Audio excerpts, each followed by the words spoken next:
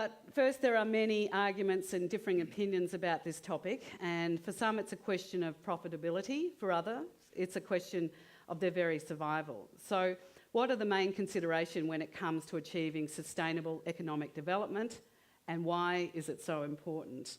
So let me start with Harriet Lamb. And Harriet, I suppose the question is, what is your vision for creating effective sustainable development, and why do we need fair trade? Well, I think we need fair trade because, sadly, at the minute, some 2 billion people around the world are still having to exist on less than $2 a day. Many, many of them smallholders, and of those smallholders, 7 out of 10 are women. And those smallholders who really, in the ultimate irony, are the people growing the food we all eat and yet are going hungry. Now, trade can be a way for those people to work their way out of poverty, but too often it isn't. And in fact, if you look at what's happened to many of the commodities that we all enjoy, the products we eat and drink every day, if you look at what's happened to the prices worldwide of tea, coffee, rice, jute, I could go on and on all night, those products that come from developing countries on which millions of people depend have been in long-term decline. And that means that poor people are being pushed even further into poverty. If you take something like tea, the price of tea over the past years has fallen by 40% in the past 4 decades.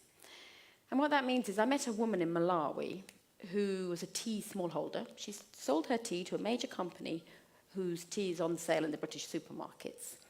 And she had children of her own, but she'd also adopted 5 HIV/AIDS orphans, because so many people in Malawi are dying of the combination of poverty and HIV/AIDS that almost everybody you meet, when you ask how many kids do you have, you then ask, and how many orphans have you adopted?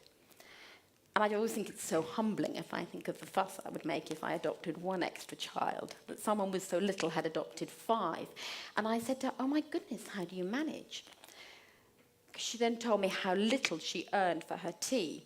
And she's very dignified, pulled herself up very, very straight and looked me absolutely in the eye and said, sometimes I can't manage. Sometimes, even though the thing I want most in life is for my children to go to school and learn to read and write, opportunities that I've never had, sometimes I have to take them out of school to put a main meal on the table at night. And sometimes I have to skip my main meal in order to keep my kids in school. Now, I'm sure you'll join with me in thinking it's a scandal that in 2011, anyone who's growing our tea, our coffee, our cocoa, should have to choose between sending their kids to school or putting a main meal on the table at night. And that's what Fairtrade seeks to challenge and to change. And I think it's also a really interesting story, though, the story of Fairtrade, because it is an inspiring story, actually, of what ordinary people can do. You don't have to be a policy wonk. You don't have to understand the World Trade Organization rules to help create change in trade. You can just be someone who goes shopping, who buys tea or coffee or chocolate. And by changing the way you shop, by buying fair trade or by asking for fair trade, you can be part of this extraordinary global movement that's really taken off worldwide. And when we started Fairtrade about 20 years ago, people, honestly, they just laughed in our face. They just said, you will never make it work. The public don't care. They only care about how cheap products are. They'll never pay more. It won't work for businesses. It'll only ever be a niche for yogurt-weaving vicars. Well, hey, guys, some niche. We are now, about 30% of all the bananas sold in the UK are now fair trade. In the UK last year, sales of fair trade topped 2 billion. Here in Australia, you can be really proud to be one of the world's fastest growing markets for fair trade. Obviously, it's still much newer here in Australia, but it's really catching up fast.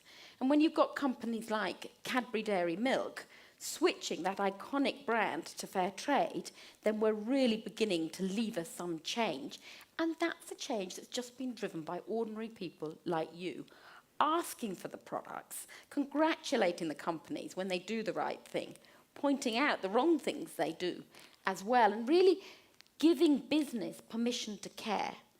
and creating a totally different atmosphere within which business operates, where it's no longer just about a ruthless adherence to the bottom line.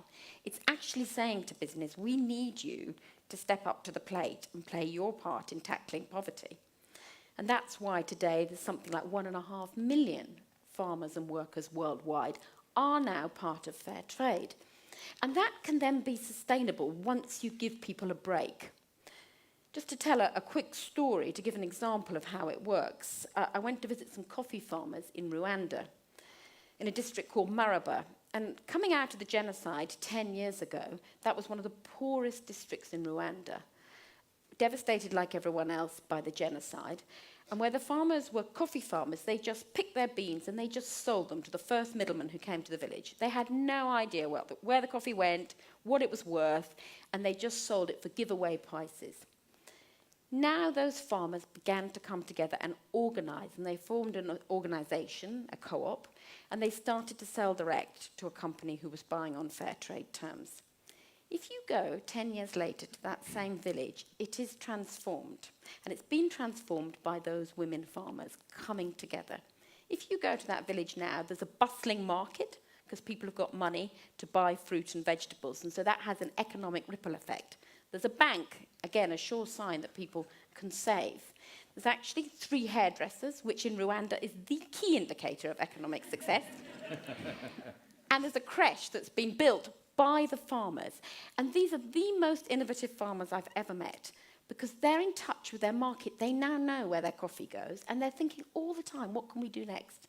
And so they've invested, for example, in washing stations, which is the next bit of adding value to your coffee. They've got their own brand of coffee that they sell in Rwanda themselves. They've invested all the time in improving the quality, and they've won Cup of Excellence awards, sort of gold star awards for the quality of their coffee.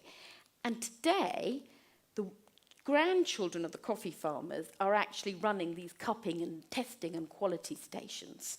And so you can really see the kind of change that those farmers have brought about. And they're always looking for something new and innovative. Even they have Californian worms to compost the coffee waste. And I kind of had this wonderful image of these worms sitting around sunbathing. But it turns out that, in fact, Californian worms are the world's most productive worms. And these farmers had heard about that. They got in touch, and they were introducing another innovation into their village. And I just think it's an example of once you unlock people's potential, they will make poverty history for themselves. They will take things and run with them. They'll build the school and the library and the health clinic in their village, and they will stimulate an economic revival. But you have to give people that first break to enable them to get out of what is otherwise an oppressive form of trade that won't work for them. And I think the other key part of this is, well, that's great, so it works for the public and it works for the farmers, lovely.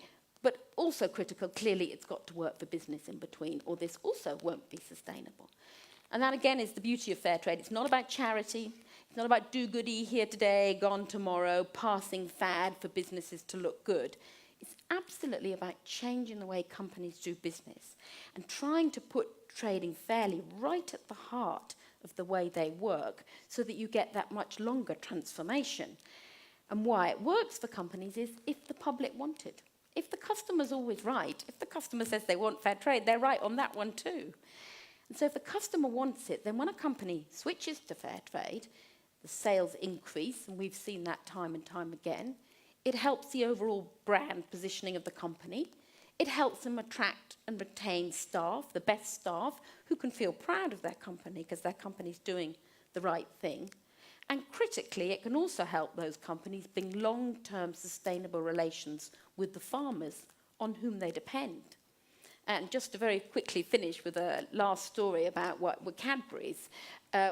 When Cadburys were thinking about whether to go fair trade with Cadbury Dairy Milk, they went to Ghana. And they were completely shocked to do some research and discover the average age of the cocoa farmer on whom they depend was 54. And all the time drying their cocoa beans in the sun, a farmer explained to Cadburys that actually the young people were just leaving the villages. They didn't see a future in growing cocoa because prices were so low. They just thought it's not worth it. And they drifted into the cities. They were unemployed, they didn't have anything to do, but they saw no future in growing cocoa. And the company was completely shocked. No beans, no bars. was their conclusion. If the farmers aren't growing cocoa anymore, they won't be able to make chocolate in 5, 10, 15, 20 years' time.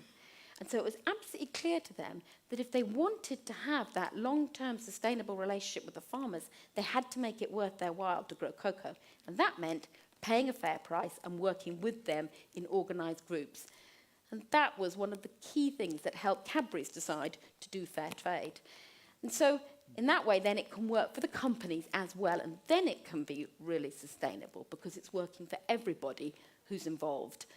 It's just one idea, and it's just one idea that really is in its infancy, but we hope it shows what you can do when you all pull together.